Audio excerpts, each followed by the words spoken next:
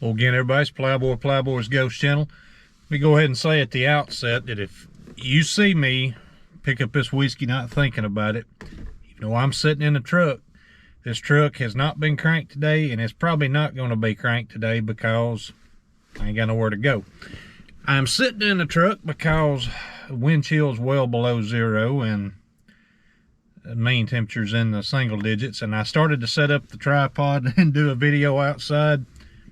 It didn't take but a few seconds for me to say, no, forget that. So what I'm going to show you today, me unload, it's kind of a twofer video. You know, every now and then I think about, I reevaluate things quite often. And one of the things that I've come to realize since going over to that new place we bought is that they're as thick as some of that is when I go to walking through it and getting way back in there somewhere. I don't really want to be toting some of my more expensive guns and my nicer leather as far as my 44 Magnums, you know, whatever. So, although I will, and I intend to hunt with that 6-inch Anaconda, and I'm going to hunt with the 5-inch 629 too. The 4-inch Red Hawk, I've got it just in case bears, you know, big, you know, what, Bigfoot, whatever. But y'all, I've realized the last couple of weeks here that I really do miss having a lighter weight. And I'm gonna tell you something, that 329 PD Smith really kind of spoilt me just in the carrying.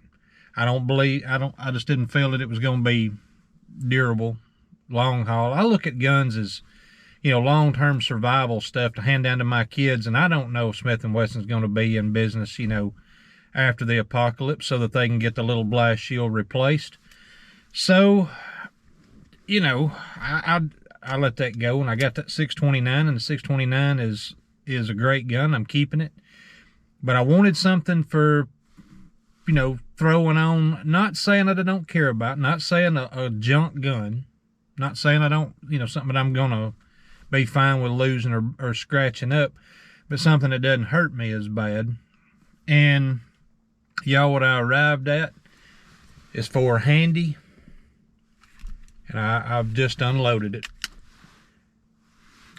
Is for a handy Empire.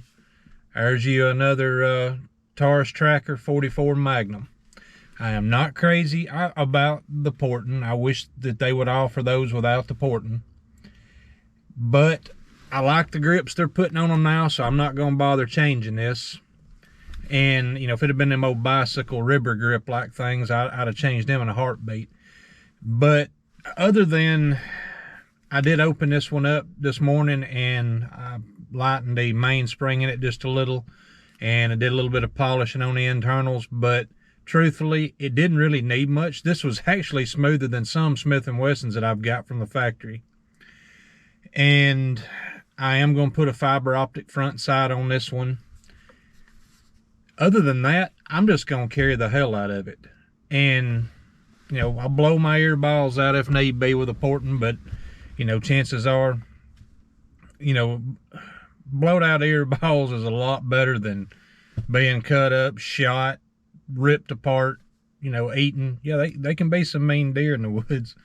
But, so that's what I did. And, you know, and anybody who wants to take issue with Taurus and say, you know, in a lot of those videos I watch, you know, well, they seem to have stepped up their game. That's just, it's almost like everybody's reading from the same script. If you get one of the big channels, they've stepped up their game in the last few years. Well, they had some issues a long time.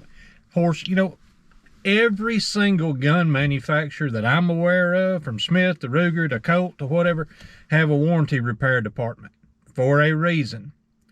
And y'all don't get me started on the irritation of getting online and every single, if y'all didn't know this, every single thing you own, when you get on the internet, you'll find out is junk. Everything.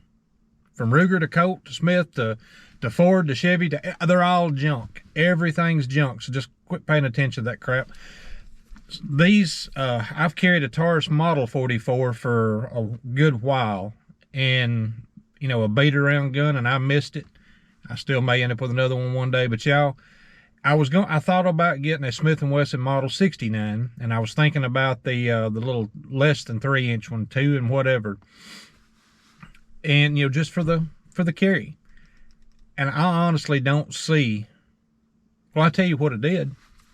For the price of that one Smith & Wesson Model 69 that I didn't buy, I bought this Taurus Tracker Model 44, and get that, this is a twofer. For the price of a Smith & Wesson Model 69, which is a nice gun, don't get me wrong, but I bought this one too. And this is a 4-inch tracker also. Both of these were brand new guns. But this is a 7-shot 357 Magnum. Y'all, I'd gone 357 Magnum pour, and I just wanted a, really I wanted a good carry revolver, lightweight. I like the 7-shot aspect of it a lot. And y'all, right, what in the world is wrong with that? You know, seriously. Like I said, I can find videos with anything malfunctioning. I can find canted up, off-center drill frame Smith & Wessons. I can show you pictures of Rugers with a barrel blown off of them. You know, BFRs with a barrel split, you know, without there being a squib load in it or anything. Anything and everything. I can show you, you know, videos or pictures of pythons and anacondas with, you know, problems in the beginning. They worked that stuff out, and y'all, I ain't got a problem in the world with owning one of these right here, a Taurus Tracker 44 or a 357 Magnum, and I'm gonna carry this in a lot, and you know, like to town and whatnot. Of course, that's gonna be my problem, because I'm gonna want to carry both of them. Dual wielded trackers. I think we can do that. Appreciate y'all watching. Talk to you later.